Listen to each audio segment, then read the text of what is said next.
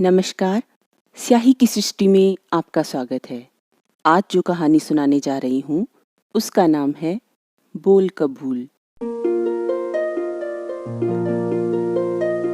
हरिद्वार तक बाबूजी ने देवू के साथ साथ यात्रा की, लेकिन वहां से गंगा जल भरकर अब आगे उसे स्वयं ही जाना था।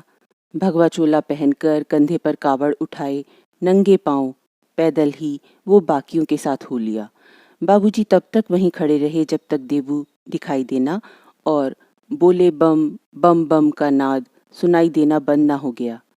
वापसी के समय भी अकेले कहाँ थे। अतीत की यादें साथ साथ चल रही थी। चलती रेलगाड़ी के हल्के झूलों को महसूस करते करते उन्होंने आंखें बंद कर ली।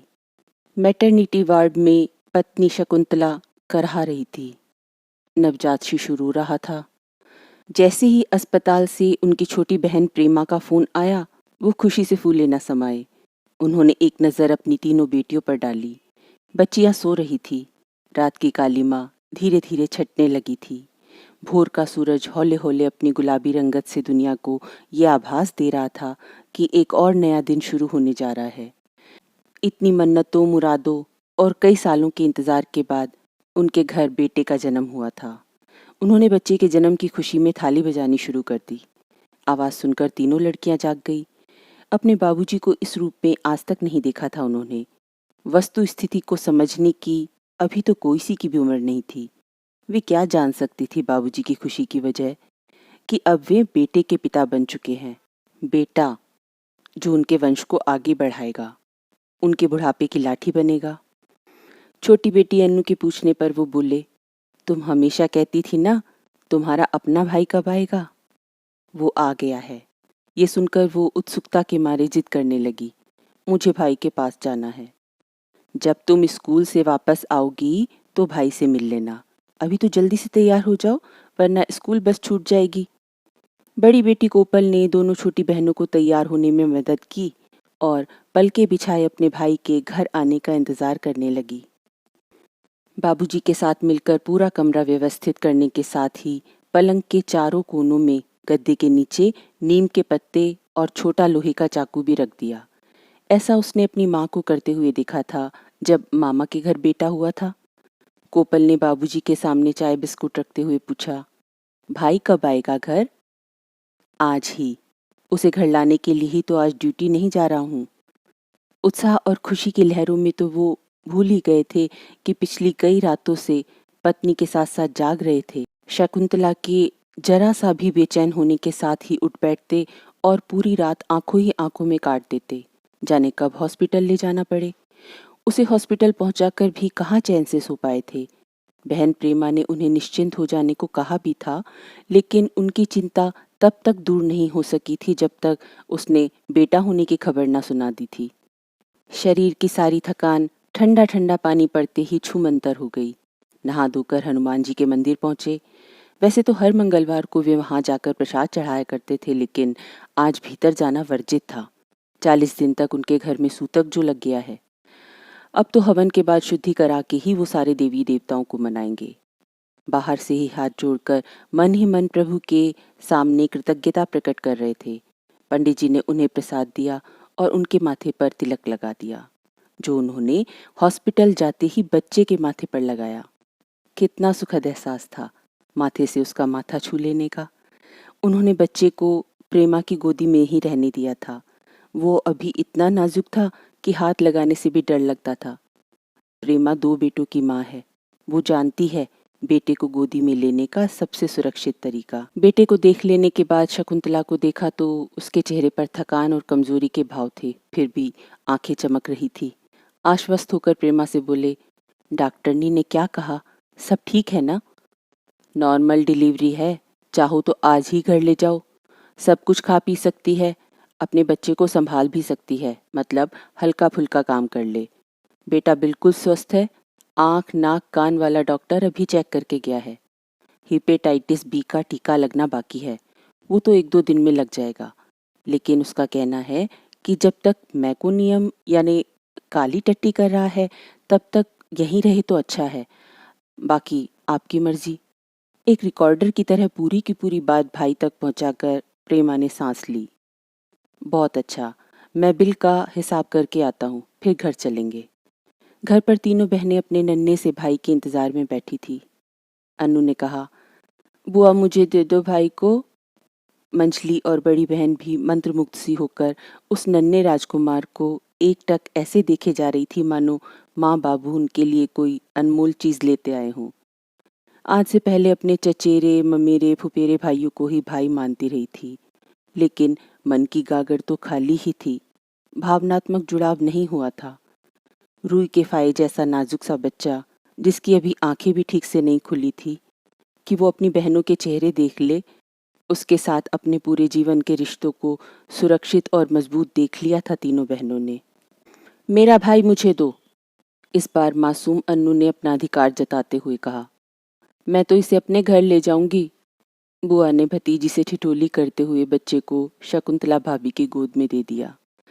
चैन की सांस लेकर बोली, नहा धोकर कुछ गूंद छुआनी का इंतजाम करती हूँ। नेक भी तो ऐंठना है, क्यों भाभी? प्रेमा अपने भाई भाभी के लिए बहुत खुश थी। उसकी चूहल पर शकुंतला की त्योरियां नहीं चढ़ी थी इस बार, बल्कि दिल की गहराइयों से वो उसकी शुक्रगुजार थी। उसके साथ पूरी रात जागकर हिम्मत बंधाती रही थी, वरना छुटकी के जन्म के बाद जिस तरह से ब्लड प्रेशर, माइग्रेन, सर्वाइकल और अनीमिया जैसी बीमारियों ने उसके 40 साल के शरीर को अपना घर बना लिया था, माँ बनना आसान नहीं था। जब से दिन चढ़े थे, उसने अपने पति से कई बार जिद की थी गर्भ परीक्षण करवाने की, लेकिन उन्होंने साफ साफ मना करते हुए उसे झिड़क दिया था। कितनी बली दोगी शकुंतला, पहले भी 2 बार गर्भपात करवा चुकी हो। लेकिन वो भी मजबूर थी। क्या करती, कितनी बेटियां जमा करती। जिठानियों के पास बेटे हैं, कितनी सुखी है वे। लड़कों वाले सारे व्रत त्योहार धूमधाम से मनाती हैं। बेटों की खुशी में पूरे दिन का उपवास भी खेल खेल में कर लेती हैं। शादी के पूरे 18 साल बाद बेटे की किलकारियां सुनी थी शकुंतला ने। देवांश नाम दिया था लाडले को। देवू को हाथों हाथों में पाला जा रहा था। नहला धुलाकर साफ सुंदर कपड़े पहनाए जाते, कान के पीछे, पाँव के तलवे में, माथे पर जाने कहाँ कहाँ काला टीका लगाया जाता, ताकि बुरी नज़र से बचाया जा सके। हर दिन कोई ना कोई घर पर धमक पड़ता था और देबू को नज़र लगा जाता। कुछ और नहीं तो माँ बाबू की अपनी ही नज़र लग जाती थी। पूरा पूरा दिन दूध को मुंह भी ना लगाता था। जोर जबरदस्ती से 1-2 घूंट हलक के नीचे उतार दिए तो उससे ज़्यादा तो उलट देता था।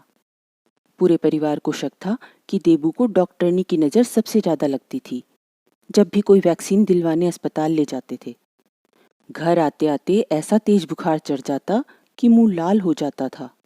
तब तो बुआ का टोटका ही काम आता था।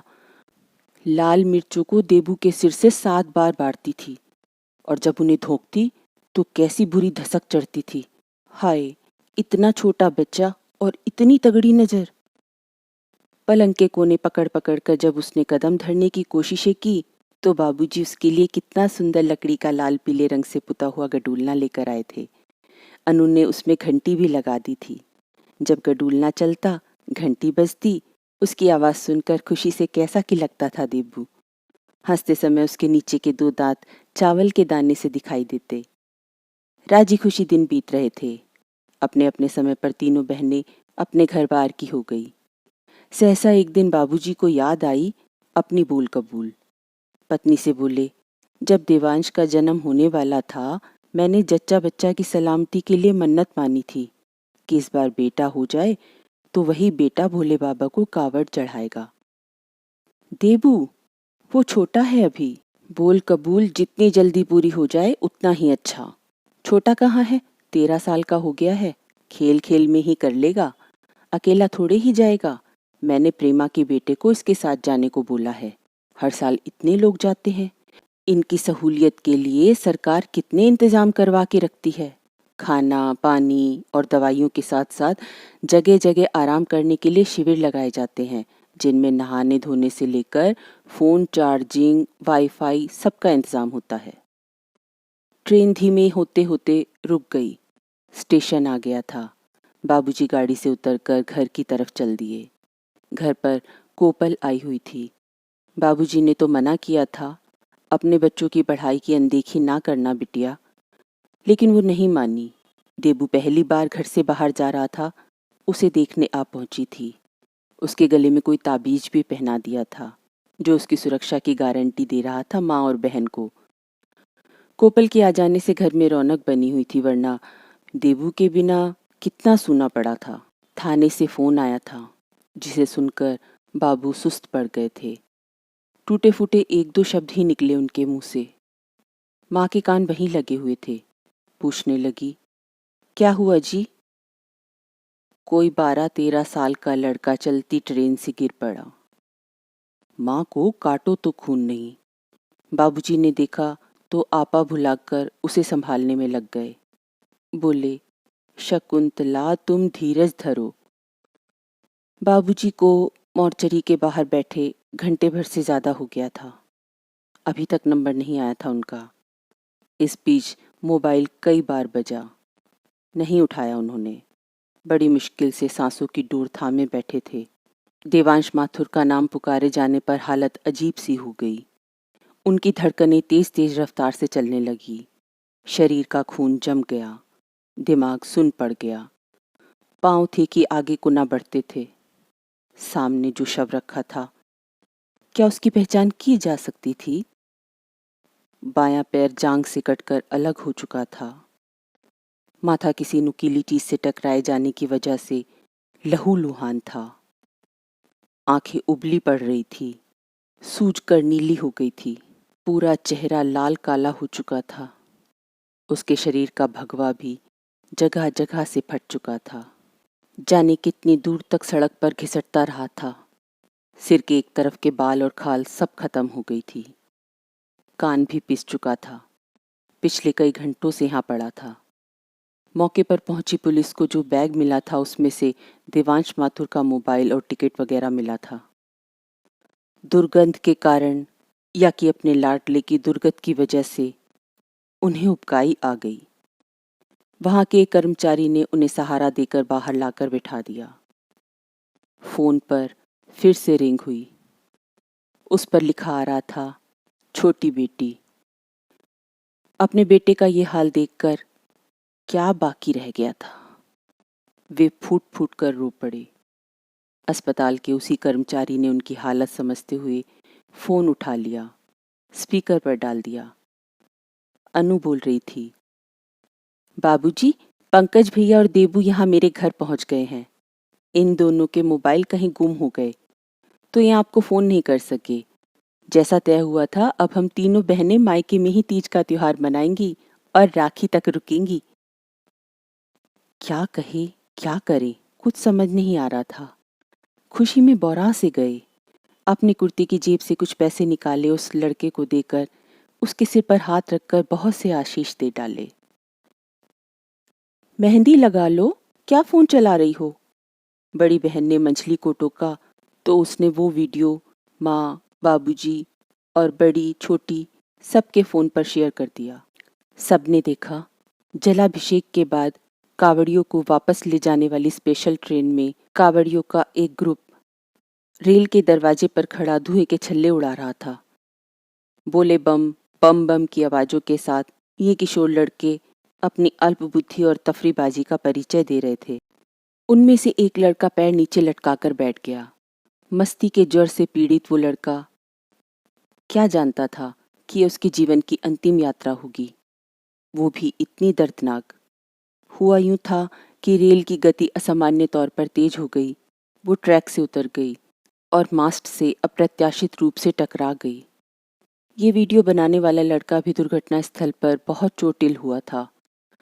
मौके पर पहुंचकर स्थानीय पुलिस ने सभी को अस्पताल पहुंचा दिया था। ये तो शुक्र हुआ कि देबू और पंकज बस से आए, माँ ने कहा। पंकज पूरी वीडियो देखने के बाद मामी की बात काटकर बोला, टिकट तो उसी रेल का लिया था हमने भी। बात ऐसी थी, मेरे पैरों में छाले पड़ गए थे तो मैं धीमे धीमे पीछे चल रहा था। अकेला बच्चा समझकर कुछ उद्यमी गंजेड़ी लड़के देबू से झगड़ा करने लगे। असल में वे इसे भी गांजा फूकने को उकसा रहे थे। भोले बाबा का प्रसाद है। लेकिन जब उन्हें पता चला कि हम दोनों साथ साथ हैं तो वो जल्दी से इसे धक्का देकर इसका बैग छीनकर ट्रेन में चढ़ बैठे। देबू अपनी बहनों से घिरा बैठा अपनी कलाइयाँ राखी से सजवा रहा था। प्रेमा बुआ भी सुबह ही आ गई थी। सुकून भरे माहौल में सबका मन प्रफुल्लित था। बस मंझली की तरफ से जरा मन परेशान रहता है। एक बेटा इसके भी हो जाता। हे भगवान, मेरी मंझली के बेटा हो जाएगा तो वही बेटा भोलेनाथ की कावड़ लेकर दर्शन करने आएगा। माँ ने मन ही मन एक मनौती फिर मान ली थी। तो ये थी कहानी बोल कबूल। कहानी अच्छी लगी हो तो प्लीज़ लाइक और शेयर कर दीजिएगा। चैनल पर पहली बार आए हैं तो सब्सक्राइब कर लीजिएगा ताकि मेरी हर नई कहानी आप तक पहुंच सके, वो भी बिल्कुल फ्री में। आपका दिन शुभ हो। धन्यवाद।